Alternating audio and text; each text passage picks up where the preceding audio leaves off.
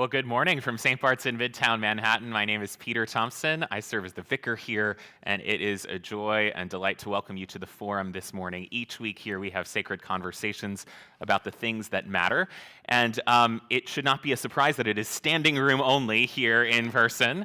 Thank you all for being here, whether you have a seat or not, on this very special and bittersweet day as we bid farewell to our rector of 8 years, the Right Reverend Wolfe, and his wife, Mrs. Ellen Frantz-Wolfe. I'm joined with my colleagues, Zach and Meredith, as together we all say farewell and goodbye. Dean and Ellen, thank you so much for being here too. Well, thank you so much. Ellen's instructed me to do most of the talking, but she will depart from that whenever she feels like it. Thank you so much for being here. I hope it's no secret how much I have enjoyed serving this parish and working with all of you. And I have to say, it's a little, it's weird, I guess, jolting to have so many moments of recognition and accolades. Most of ministry is done behind the scenes. Most people don't know really what it is that you do. Sometimes the clergy are as confused as anyone about that. But the reason I think it is important to celebrate is that it's not something that I have done or something just the clergy have done, but this is something we have all done together.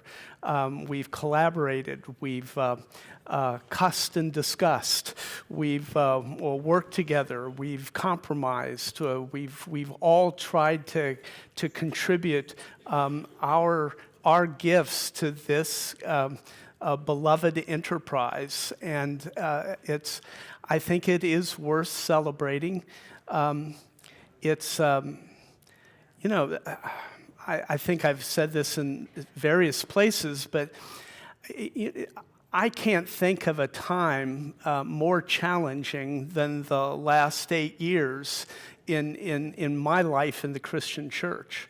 And that's said by a guy who was elected Bishop of Kansas, red state, that on the heels of Gene Robinson being ordained a bishop in the church. And I mean, things were on fire when I got there. And that was easier than some of the challenges we had here, particularly with the pandemic. And Peter and I were recalling, some might forget, for a period, we were the two priests on staff here who were able to do the work, and that was something. That was something. And I had never been in a position where I thought by assigning clergy that I was putting them in harm's way. And we found ways to divide teams so that if one person went down, the whole enterprise wouldn't close down. And it's that was just a very potent, powerful time. And it kind of proves that the old adage that when things are toughest is when the church is at its best. I think in a lot of ways, this parish grew into its own in that crisis in a way that I'm not sure anyone expected, and in ways that I couldn't have anticipated. So I just thought I'd take a couple minutes to talk about kind of what a rector does at St. Bart's, and then I'm really interested in your questions or thoughts. But when I interviewed here with the search committee, they said we want you to do two things. We want you to preach, and we want you to raise money. They were honest. I mean, that's really, two things that the rector needed to do. I hope I was more successful at one than the other, but, it's hard to tell.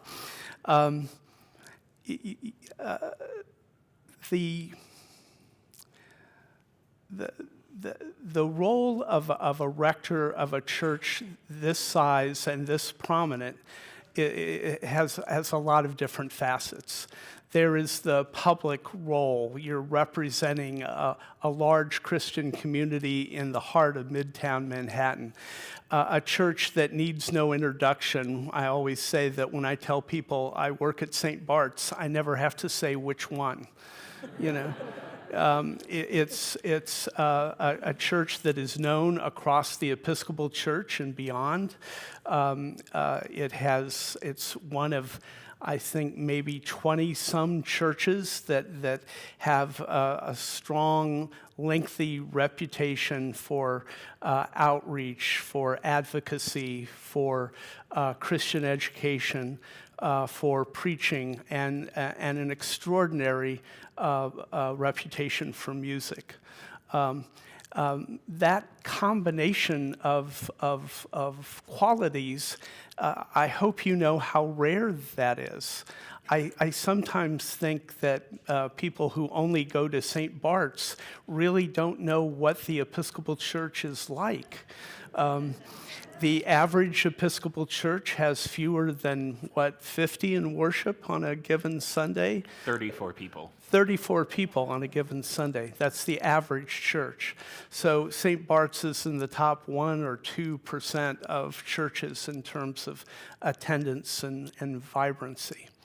And no one knows what the future is going to hold. We don't know if we're on the cusp of a great new reformation, or if we're seeing a very different kind of church being created in our midst. So the thing that they forgot to tell me when they said, we want you to do two things, is the third thing, which takes most of your time as rector, and that's the management of some 65 people, a school, a restaurant, bar, a gym, a swimming pool. We don't have pet care yet, but it can't be far behind. And so for 4 years, I did those jobs before we had a chief operating officer that took more of the responsibility of that. And it's sort of like I think that job description in some ways is a plan to fail. You're going to have many more candidates for the rector's position because you have a chief operating officer and because you're not expecting the rector to do that work in addition to being a spiritual leader and a priest and all the reasons that I went to seminary.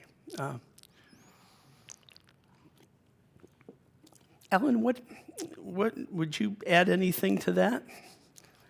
Your job as rector? Yes, well, or from where you see it. See if I can get this on. Can you hear me? No. Not on. It's slides. There you go. There we go. Can everybody hear? I'm not sure I have a lot to add to that. I mean, I think everyone in this room probably is very aware that all of the clergy on staff here act pastorally as well, and I think that that is one of the things that probably doesn't get as much notice until you are the recipient of that pastoral care. And Meredith heads that beautifully, but I know all of them to have been so incredibly responsive to other people's needs in this parish, even to me, and I am deeply grateful for that aspect of Dean's role, as well as the other clergy here, in addition to that. I would echo, kind of off that subject, but echo Dean's notice, and you all are aware of this, but we've been in the Episcopal Church a long time and been in many parishes around the country, and the church is full of wonderful parishes and wonderful people, but this is a unique and special place. And I don't need to go into it for you all, but this magnificent building we have, this beautiful music program, incredible preaching, the worship, the educational programs, but most importantly, this community and the way people here care for one another. It has been such a blessing, and we will indeed miss all of you terribly. In terms of community, we learned something. It turns out that when you have coffee hour in this space or on the terrace instead of the back of the church, people actually like to come and stay. We learned something about the Connects groups, that when people are in small groups and make friendships and relationships there, they're much more likely to be engaged in other parts of the church and are very likely to consider that Connects group an important part of their being at St. Bart's. We learn that when you have younger clergy, you attract younger parishioners. We learn when you have more diversity in your clergy, you attract more diversity in your parishioners. It's not that we didn't exactly know that, but the proof is in the pudding. I think we have learned how to make a pivot very quickly from all in-person worship and education to what happened on and is now still happening on the internet. On any given Sunday, we have several hundred people who are watching us from across the country and around the world. Tom Bowers had a dream of having a television ministry, and as Greg Harper points out, that dream has been fulfilled in this moment. So it's just kind of interesting. What be fun? I don't think I've ever asked the associates. What do you guys think the rector does? Careful. I don't think we knew we were going to be put on the spot this morning. I think one of the things that the rector does, and I think that you have always done so beautifully, Dean, is kind of hold everyone else accountable and keep us marching towards that vision. I think you have always thought of this parish as great and asked us to live up to that. And I think holding those expectations in front of our eyes continually and keeping us marching in that direction is a very important task of the rector, and one that you've done very well. Well, I should never have read Jim Collins' Good to Great, because I drove the people in Kansas nuts with that book. And when I came here, I remember some of the earliest meetings with the staff that we had, and I said, it is my intention for this to be the greatest Episcopal parish in the United States. And people. Well, clergy are too polite to say, "Oh, come on." but the staff at that time, I think I can say pretty clearly, they were not buying what the rector was selling. And it took some transitions and some time to find the right mix of people who actually believed that could happen and who wanted to work towards it. And the joy for me in coming to work at this point, and the great loss for me will be I'm working with some of the most gifted professionals I have ever worked with, and I've worked with some gifted people. Some of my young assistants have become bishops and deans of cathedrals and rectors of major churches. So I feel like I can say with some authority, this team is unique. And when you get a lot of star power in one place, sometimes you can have a sort of competitive atmosphere that you're not really looking for in church. And to my knowledge, that seems to not exist here.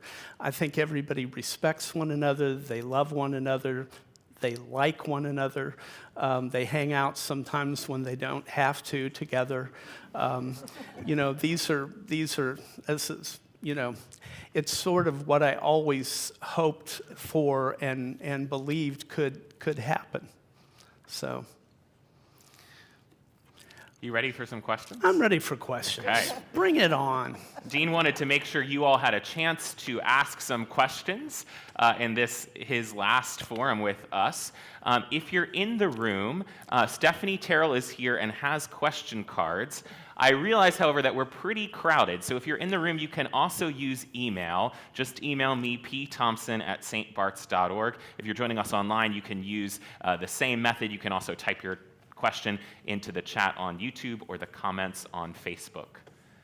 While we're waiting for those questions, Dean and Ellen, I wonder if you can take us back to your first Sunday in February of 2017.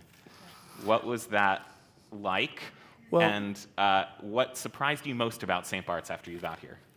Well, I don't know if you remember this, but the wardens and search committee at the time were really anxious to have the new rector come and visit. And so as ill-advised as a trip from Kansas to New York City in January might be, or February, we got on a plane in the teeth of a snowstorm and flew in and couldn't land at LaGuardia and were sent to JFK, where we spent 4 hours on the ground trying to get to the terminal. No vestments. We got a cab. I think we got here at about 6:30. I showered, put the same clothes on that I had, didn't have a clerical collar, and came over. And I missed the 8 o'clock, but I did pull off the 9 and the 11. And what I most remember was how kind you all were about the circumstances of that. And I've said later to people, I said, when they tell me that they have been warmly greeted here, I say, well, that's interesting because Ellen and I were warmly greeted here as well. And I think that the way you greet clergy sometimes is an indication of how you greet everyone. But it was a wild ride, and I was as nervous as could be. And probably one of the memorable moments of that was after church. I was taken by some of the search committee to lunch, where I fell asleep at the table, trying to impress them with my energy and youthfulness. But I'd been up all night. We'd been up all night, so. Well, I think that. Okay.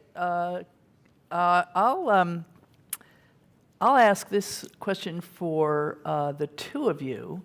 How have you functioned as a team in team ministry? And Ellen, you pointed out pastoral care is done by the whole team. I know that you are also a pastoral caregiver par excellence, and I've seen you in action. So that's one piece, but how do you two function together as a team in ministry? Go ahead. Oh, good, you're letting me go first. That way I don't have to reiterate everything he just said. I think it's fair to say that throughout Dean's ministry, first of all, I should clarify, most of you probably know this, but we met when we were 15 years old in a church youth group. So we've essentially been together since he was licensed to the ministry at 16 in the Church of the Brethren.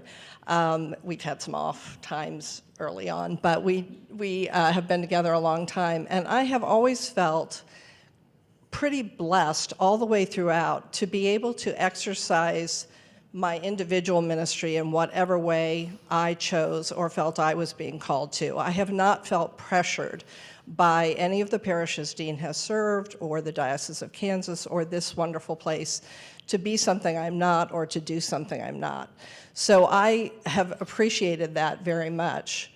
And that said, we also function in many ways as a team.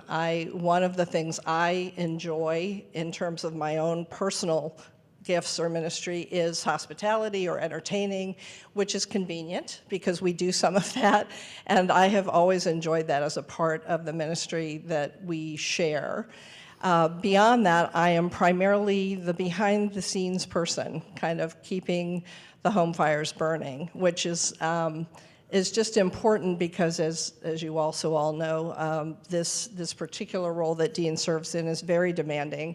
And so it's always been a gift for me to be able to, not throughout his ministry, but certainly in this place, to be home full-time and able to keep that going. But I have also always participated fully in all the offerings of the churches he served, and that has been such a magnificent gift here at St. Bart's. There are so many wonderful things to do here and so many wonderful people to be with. I'm high maintenance. Oh, yes, I should have said that. I know that might come as a shock, but Ellen makes it so that I can devote most of my energies to the work. So she's doing a lot of household chores. She's doing taxes, managing the finances. I may be trying to look over a $9 million budget here, but she's overlooking our budget at home, and I'm grateful for all of that. It would be hard to do what I've had several colleagues of mine who weren't married say that they needed a wife. And what they meant by that is they needed a spouse who could assist them in the ministry. And this is an old model. This is kind of 1950s. You don't find a lot of people who do this because most clergy couples need both people to be working, particularly in New York. But we've found a way to make this work. Well, I think you partially answered this next question in terms of the snowstorm. But why else might you be choosing Dallas? Well, the pull for us with Dallas, you might guess that it's not necessarily my native political environment, but it's a place where we have a lot of friends. When I went to serve in Peter's role at St. Michael and All Angels, which at the time was the largest Episcopal church in the country, we had some 6,000 members. We made a lot of friends with the parents of William's friends. And so we've kept some of those friendships up over the years, which has been really nice. Our son ended up marrying a little girl that he went trick-or-treating with from the parish, and her parents have been members of the church and on the vestry and stewardship chairs, and they're deeply committed to the church, and they're good friends of ours. So having the only begotten son in Dallas and the hope one day of grandchildren, that was really all the leverage they needed to get us back to Dallas. All right, so we have plenty of questions. I'll start with a question from a member of our online audience who points out, Dean, that you are incredibly welcoming and says that your welcoming words, "We're so glad you're here," touches the hearts not only of New Yorkers, but visitors seated in front of you in your worldwide congregation attending from their screens at home. I wonder if you can speak just a little bit about your philosophy of welcome. Well, that's so sweet. Thank you for that. Some of this stuff is not rocket science. when I was in Berkeley, I once told a group of Sunday school teachers that you didn't need to be a rocket scientist to do this. And one guy raised his hand and he said, "But I am a rocket scientist." But, you know, if you take the things that you learned growing up about meeting people and making people welcome and being kind to strangers, and it's, you know, a lot of that is just kind of Midwestern training, I think, and some of you got it in other parts of the country. But I'm glad. I think it's easy for clergy to forget that we can be intimidating, and the whole bishop thing is another layer of that. So I've always tried to work pretty intentionally to not be the scary bishop, or to be the scary clergy person, and to just make people feel at home and comfortable. And St. Bart's is a good match. I've said, if I could go to any church if I still worked for Eastman Kodak and came to New York, St. Bart's is where I would go to church. And most clergy can't say that. So it's a great joy to be able to go to church to work where I want to be. So you may not have figured this out yet, and that's okay, but a question from someone in the room asks, how do you plan to spend the next few years in addition to enjoying time with family? Well, I've decided I'm liking the word retired less and less. I think I'm wanting to say that I'm in a transitional moment in my life.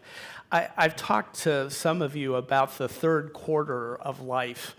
The fourth quarter, somebody turns the TV set on for you and puts a blanket over your shoulders. I'm not at the fourth quarter. But the third quarter, you still have your health, your capabilities, and it's a really potentially a creative time.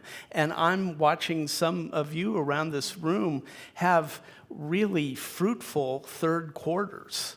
You know, you're volunteering with the church, you're on boards, you're anything but bored, and you're not waiting around for the phone to ring. Some of the busiest people in this parish are people who are no longer working for pay. So I hope to be like Andrew Mullins. Really is my example. When I grow up, I want to be more like Andrew. Well, to continue the sports metaphors, this person asks, Chiefs, Bengals, or Giants, please not Cowboys. Well, Ellen, would you like to answer this question? Even when we lived in Dallas, being a Cowboys fan was very difficult. So I can, well, I hope no one in Dallas is watching. I can almost promise that won't happen for me. We're a house divided. Yeah. I tell clergy when they go to a city, you join the tribe of the city that you're going to. If you want to be with those people, let's not be, rooting for the Packers in the middle of Dallas. That's that they won't think you're their people. So I've pretty much adopted wherever I've lived, I've rooted for the team in that city. So I've rooted for the Cowboys, I've rooted for the Patriots, I've rooted for the Bears, the San Francisco 49ers, the Oakland Raiders. We'd point out that very often those teams go to the Super Bowl, but we're not bragging. We're just saying that it just so happened that way. But Ellen, maybe some of you don't know, her deepest passion is the University of Kansas men's basketball program. Rock chalk. And she watches them faithfully, even when they're really hard to watch, which they are this year. But she's a huge college basketball fan, and I don't know. I've rooted. I rooted for the Browns. That was the team in Ohio, and then they created the Bengals, and so we started rooting for them, and then I started moving. So speaking of cities, one member of our audience wonders what you will miss most about this city, New York City. I will miss having a call from someone saying there's a dress rehearsal for the opera that you can attend if you can be there on Monday morning. The cultural opportunities here, the ability to go to the Metropolitan Museum and not have to run through it, but to be able to spend a couple of hours and then go 2 days later, that's for me. What would you say? I think I would just have to echo that. They're just as, and again, you all are very aware of this, but so very many opportunities here, so many things to do. And we've, love Broadway shows, but as Dean was mentioning, the opera, William, thank you. We've had an opportunity to go to and attend many operas here recently, which is, I'm a complete opera rookie, but that was kind of a fun introduction for me. The symphony, hearing Paolo play with the symphony. It was just some amazing cultural opportunities here. I would have to say that is by far the thing that we will miss the most. Watching I will miss the most. Wendy Gillis at a jazz club accompanied by a 20-piece orchestra.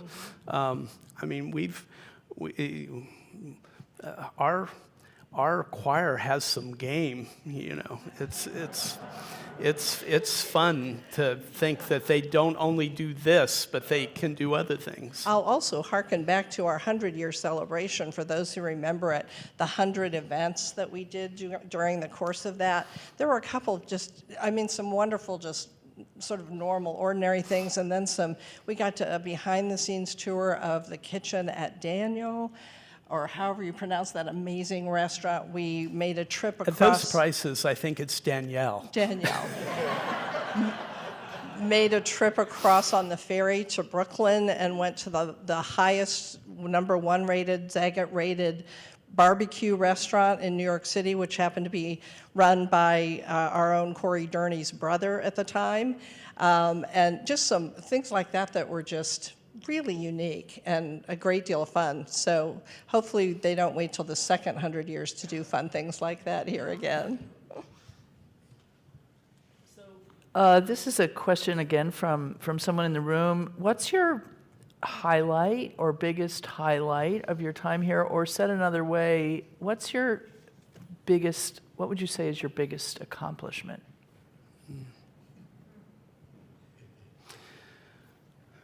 I'm really clear that the greatest accomplishments here have been done by the team. Imagine a 60-something guy with no particular computer or online skills without Peter Thompson to get us geared for ministry online.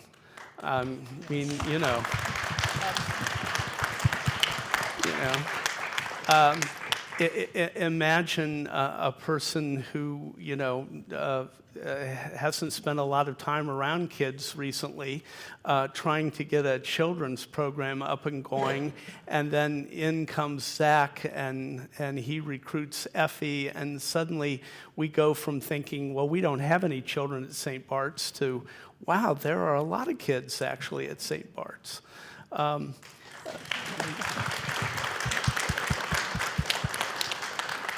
And just to go on down the line, what Meredith does in pastoral care, most people don't see, most people don't know about it, and yet a church this size keeps you moving in terms of offering pastoral care. And she's teaching, and she's leading groups around retirement and loss. And those have really our biggest accomplishments have been due to our associates. And maybe my biggest accomplishment, my biggest accomplishment was when I was younger, I don't know that I would have been smart enough to have given these guys all the room they needed to do their work. I might have tried to kind of micromanage them and say, now if you just do this, it'll be so much better. And I just finally, in my senior years, realized that if I just shut up, they will do really good work. And if you get great people, you don't motivate them to work any harder. You actually try to get them to kind of take a break every now and then. That I will take credit for. I left them the hell alone. And maybe sometimes they needed more direction, but the folks on this staff that have needed more direction are no longer here. Thank you, Dean. So what are your hopes for the future of St. Bart's as you watch us from YouTube in Dallas and look on from afar? Wow. I'm so excited for you guys. I think you're right. We are at the cusp of something really significant. We've got to get the money thing down. We've got to get the money thing down. And since I've been marginally effective at asking you for money over the past 8 years, let me give it one more shot and say, we really need your help. This is a parish that depends upon the contributions of its parishioners as well as the mission-supporting activities. So we get that fixed, and then a lot of our anxiety and energy that goes to that can go to creative programming and outreach and involving more and more people. And I'm excited about that for you. I'm looking down and remembering we needed to get a chair up here for Stephanie, but recruiting Stephanie was a significant good thing that happened.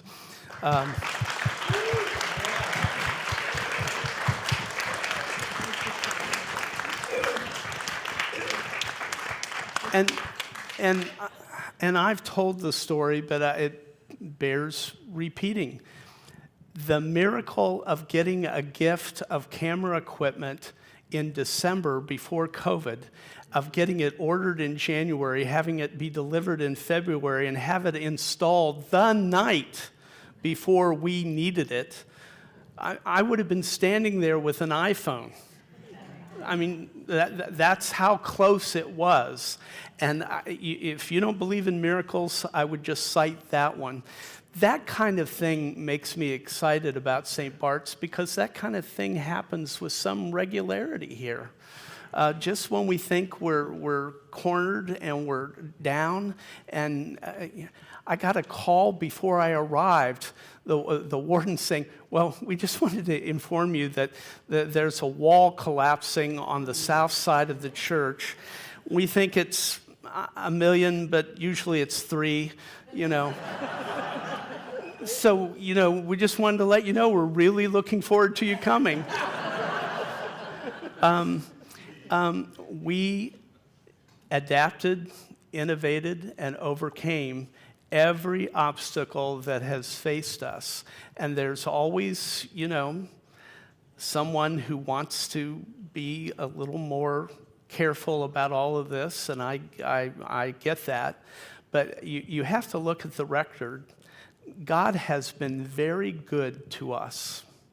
God has been very good to us, and I don't see any reason, as long as we stay faithful to God's desires, that God won't continue to be good to this parish going forward.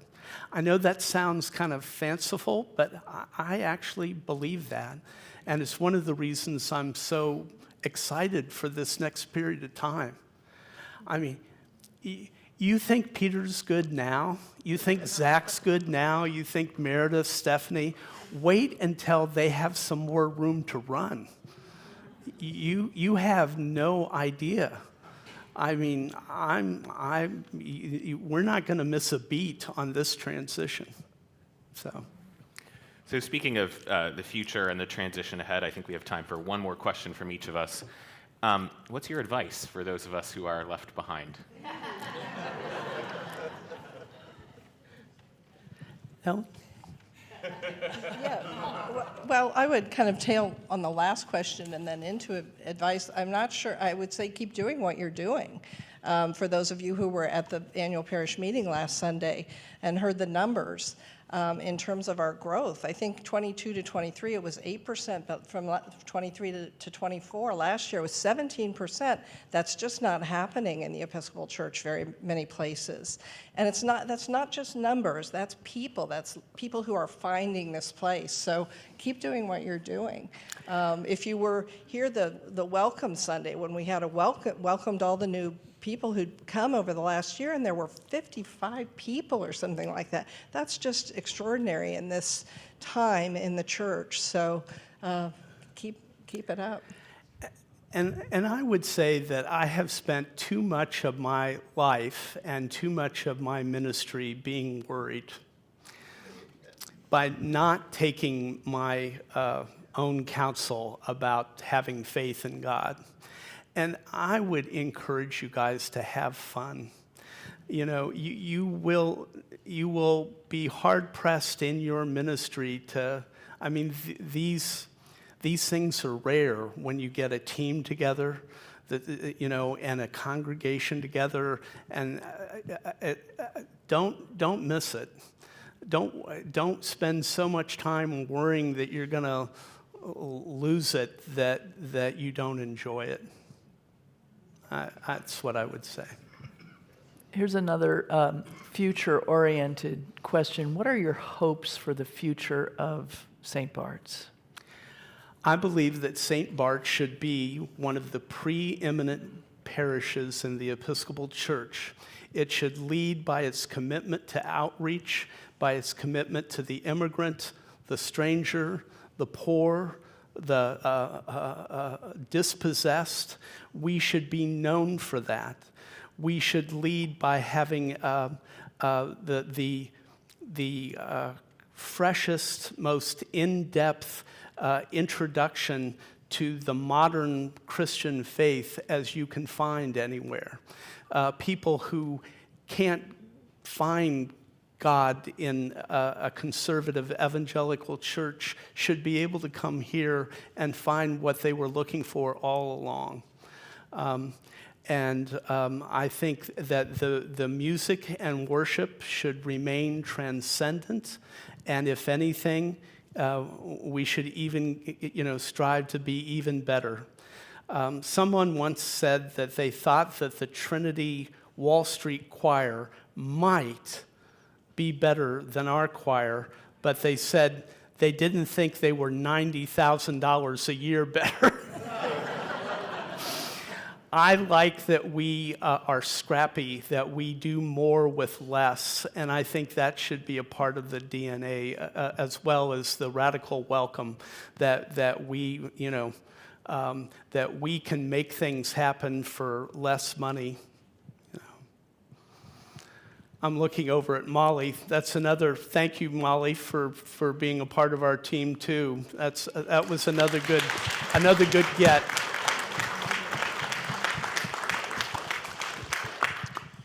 I think just to celebrate your ministry and the community that you've gathered, grown, and shepherded here, I have a question just out of curiosity for the in-person audience. I wonder if you could raise your hand if you came to St. Bart's or came back to St. Bart's during Dean's tenure. Wow. Thank you, Dean. Thank you. Thank you all so much. I really, I so appreciate this, and I look forward to seeing you all in the coffee hour at 11 if you can make it. The other person in this room who knows, aside from, the clergy, and my wife, Liz Gillespie knows how high maintenance the rector is. She is...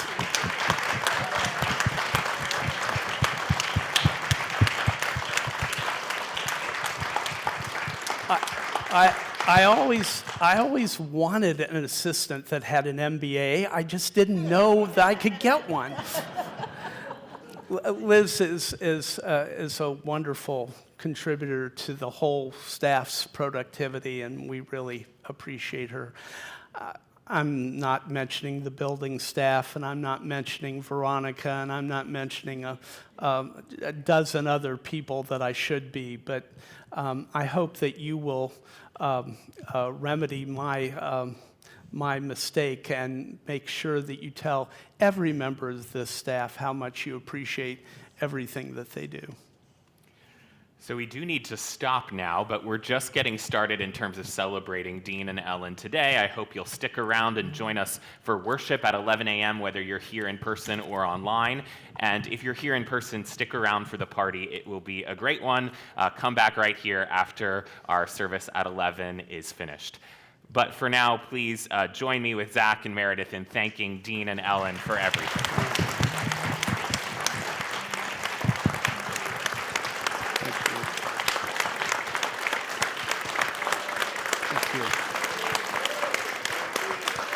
Thank you very much. Thank you, guys. Thank you all.